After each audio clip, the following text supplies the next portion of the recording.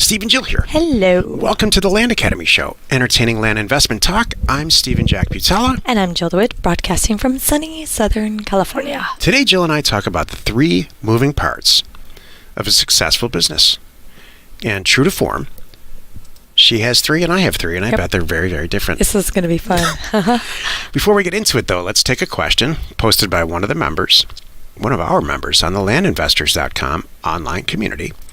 It's free, and as you're listening to us, please drop your questions into the comments section on Land Investors. Tim asks, hello, I'm located outside the USA.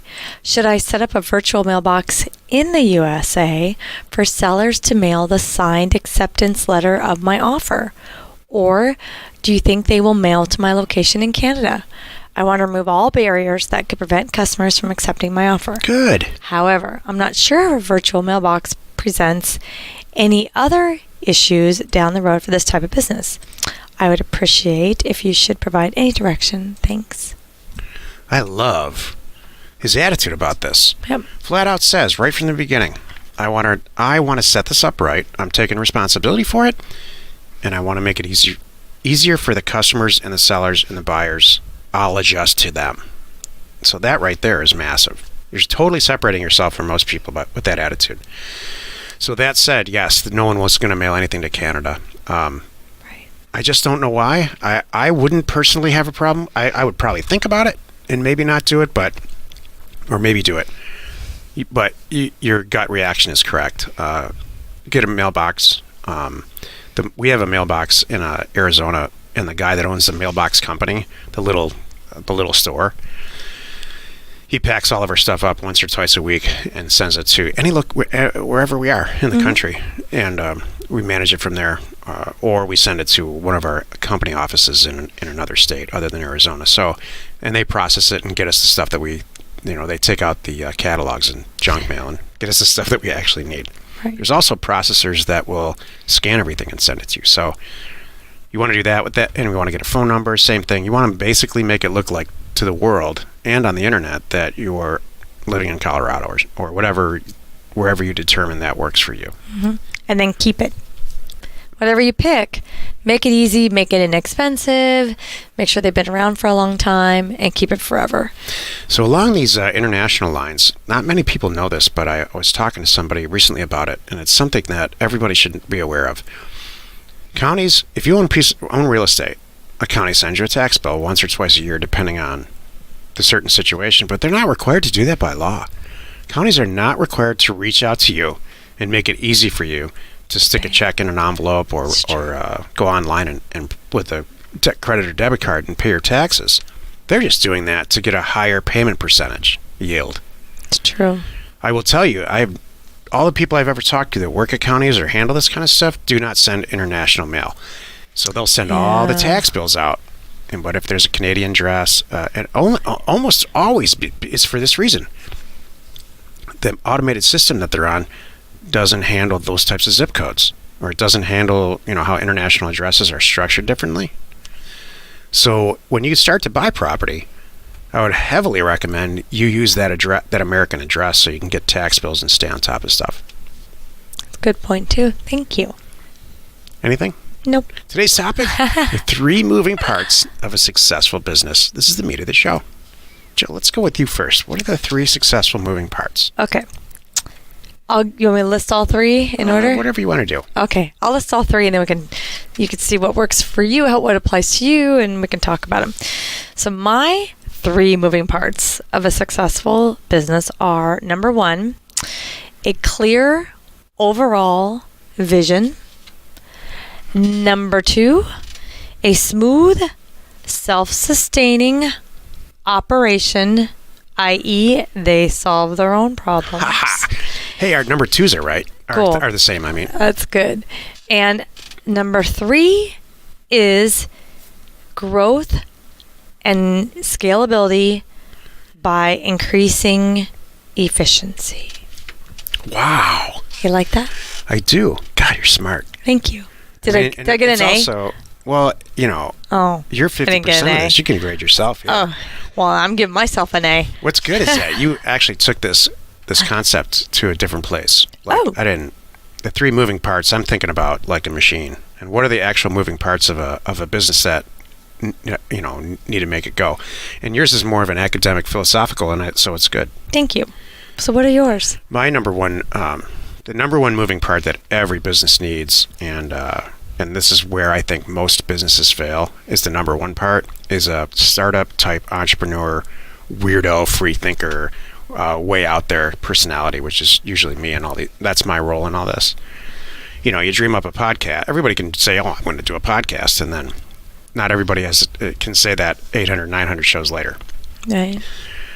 So and then it doesn't end there. It's not like people like this don't just dream up one, like dream up Uber, for example, and just say, oh, okay, I'm done. I'm going to go sit on the beach.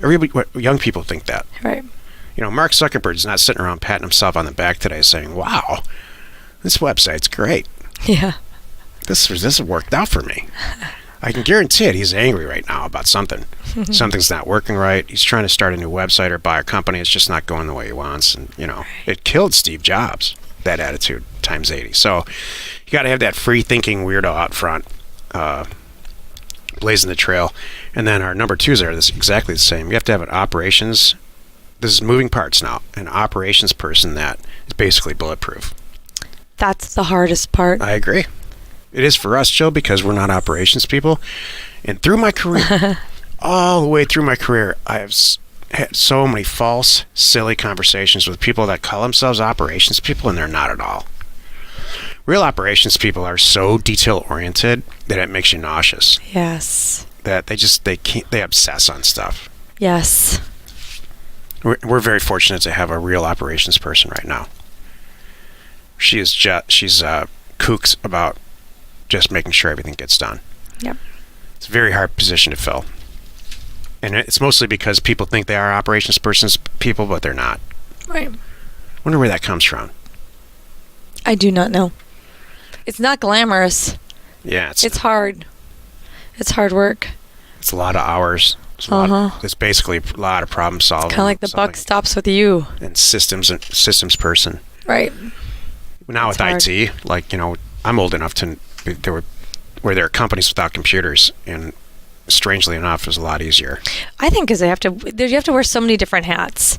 You have to be able to jump in. You have to create solutions, make things work better. You got to really think about from staff to IT. You got to have a budgeting, finance part. You have to have your hand in a little bit of everything, and you have to be able to solve problems when they arise. And maybe your team doesn't. Maybe you have a set, let's just say, marketing team, for example, and maybe their numbers are not. They're not hitting their numbers as they should. Let's just say, and now it's going to fall on you because they kind of report to you to get them back going. So you got to quickly be on your feet and put yourself in the marketing position for a little bit, and get them back where they need to go. It's hard. Right. It's a lot of work. And then the third one is people get the work done. Got it. In an ideal, perfect world, that's where you start, because you don't have any experience. Then you move up the ladder, and you'll find out pretty fast where you fit. Like in your early 30s, you should know if you are an operations person, or if you're a weirdo, free thinker, or if you just want to sit there and work. Mm-hmm. There's nothing wrong with all three of them. Are really, really necessary. I think that one of the common things in all of these parts that we're talking about is a vision that needs to be defined and written down and clear. For example, one of the things that you do, Stephen, that's so good is you have spreadsheets you've created spreadsheets for many different roles and tasks and everything in our business, so everybody kind of knows what should be happening. For example, monetary goals. I want to hear this too. Reach goals, advertising goals, impressions goals, financials, our YouTube show, performance. a daily YouTube show. I mean, we don't just sit down and go, yeah, let's do another one today. Could you imagine if we woke up and go, I feel like it. Do you feel like it? Yeah. For the last 800 and however many days, we was like, yeah, you know what? I feel like doing it again. No. For the last 827 days, Jill and I have actually woken up and Said, we yeah, felt like doing the show. I do feel like doing it. It was our number one priority. That's true. Could you imagine? How many shows? Wait, this is the best. Wait. How many shows do you think we would have out of 820, whatever we're on right now, if we really did every day that we felt like showing up and doing it? I can honestly say, probably, I know the number's different for you, but probably 85%, maybe 90%. Done or not done? That I was sitting down thinking about it and doing. I think the number's like, what's your number? It's like 10%. 30. You know, listener, have you ever been in a relationship with somebody who wants to be there 30% of the time? That's what this show is like. Look. where your spouse is just looking at their watch all the time going, yep, go ahead. Because when you're done with this, like yesterday's show? When I checked out at about 8 minutes in. I gave myself a show yesterday. You did. I let myself go. That's okay.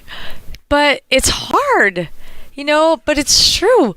Moving parts of this business, it's like, what if you had a manufacturing company and you're like, let's just not do it today. You're making cars. You're like, I don't know. Let's get back to it next week. I'm tired too. Take a break. That's right. We just can't do this. No. You got to keep it moving. Nothing gets done that way. So you have to have clear, spelled out goals, and you got to show up. There's no place for emotion in any of this. That's where it all starts to go sideways, where you let yourself have a feeling other than this is just going to get done today. We all know. That's it. That's not even a feeling. That's a task in a calendar. You know what? This came up last weekend with some of the members. I remember people talking about having properties out there that they just sat on. They're not even posted for sale. And you can't blame anybody but yourself. You know how, like, if I want to make more money tomorrow, I probably should put that property up on for sale so people know it's available. It's things like that. We know we're doing it, and we still do it anyway. Yeah. And then we wonder why we're not successful. Yep. Huh. What? Huh. You. So there we go. And then in Grow, I think, what was your third one? The operation? Someone's got to do the work. Oh, yeah. That's true. And I think not only do they have to do the work, they need to try to one-up themselves all the time. Like, I need to get better at it. I don't need to get worse at it. And I don't want to stay the same at it. I need to get better at it all the time. Right. And there's no reason why I can't be. You could and should be a posting machine. You could and should be, spending less time creating systems. So as you solve little problems, and every time there's a mistake, you know what you did wrong, you adjust. Don't make that mistake again. You just have to have a system where it's checklist. Yeah. When the property comes in, these things happen and it just gets shoved back out. Exactly. And if you're if your role is my role, and these are the people who start companies, by the way, the people who start companies are the last people who should be running them. And that's Amen. It's been that way since the beginning of time. Yet people, especially like ground up entrepreneurs like we are, don't accept that. It's true. At least half the people that I've met are of the mentality that, if you want something done right, do it yourself. Right. And that only ends in a fiery ball of tragedy. It ends with you and with your face and your hands crying because you're not an operations person. You should be out starting another company. It's true. Or diversifying the product types of the company that's already successful once it hits a certain milestone. It's true. And finding that. I don't know why people. I do know why people, because they won't stop, and they're machines and they're not emotional, and people are trying to be a machine and get this stuff done. The best thing you can do if you really want to succeed at this or anything else, is put the right people in place. And I don't That's mean true. right in the beginning. You need to do it in the beginning to find out that What you the can't right stand people it. are. Well, to find out you can't. If I was responsible for posting property to sell, this company would have failed 10 years ago. Maybe more, probably 15 years ago. If I left it to an operations person to decide whether or not to do an acquisition once it came in, company would have failed. You have to find those pressure points and be honest with yourself. Thank you. If I was responsible for doing IT, and I was for a year, company almost failed. And I'm on, like yesterday, what was it called? The truth, just telling the truth. Yep. Why the truth works. Why the truth, or 2 days ago, I think Right. it was. Why the truth works. Right. You know, you have to be real honest about that stuff. The flip side is you can't go into it and say, all right, I'm going to put, I'm too good for that job. You can't say that. You just got to get stuff done when it needs to get done. But the whole time be planning for replacing that task or outsourcing it or whatever. It's never been easier to do this stuff, by the way, with the internet. Mhm. You know, we have department heads that are all profit centers in our company that all have workers in the Philippines that report to them, full-time people. And so as a department head or manager should never be doing actual work, and we struggle with that. Right. As managers, Jill and I really struggle with that, having our managers do too much work and not enough overseeing of work.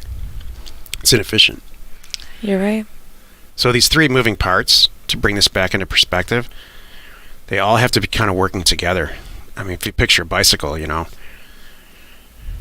there's crankshaft and there's moving parts on a bicycle, and if one of them's not functioning properly, they're just not going to work together. In the most basic terms, it's as simple as I can get it. Think about a automobile. It's 1,200 parts in an automobile, and some of them are critical. So it's up to you to. You're listening to this because you're the number one moving part. It's very hard for. It was very hard for me to learn to calm down and get the right people in place and have some patience, because it's your vision. You know, they're implementing your vision. And if you're a good manager, eventually you will lead them to have their own visions and empower them to fulfill it in their own way. That's really rewarding. You'll keep an operations person, people, and staff in general forever if you give them freedom and they succeed. The fastest way to crush the spirit of any crew is to just tell them what to do over and over again and have them do it and say, well, you did okay. Thank you. That only ends one way, too. Yeah. That's Jill's silent cue for me to end it. Well, you've done it again. You spent another 15 minutes or so listening to the Land Academy Show. Join us next time where we discuss establishing trust. And answer your questions posted on our online community, landinvestors.com. It's free. You're not alone in your real estate ambition. Can't decide if I'm actually providing value here or just kind of spouting off. You're venting this week. Am I? A little bit. How bad is it? It's not bad. You know what? This is apparently, I know you call this Business Week, but this is really Speaking the Truth Week. Is that what this week Yep, is? it's the Truth by SB. Because you just did a whole segment on that last weekend. This is more the Truth by SB, and it's not a bad thing. It's a good thing. Share the fun by hitting the subscribe button on YouTube to stay up to date on our podcast, or if you are new to our channel, please like us and comment on what we'd like you to see in future shows. And if you're listening on iTunes, please rate us there. We are Steve and Jill. Information And inspiration to buy undervalued property.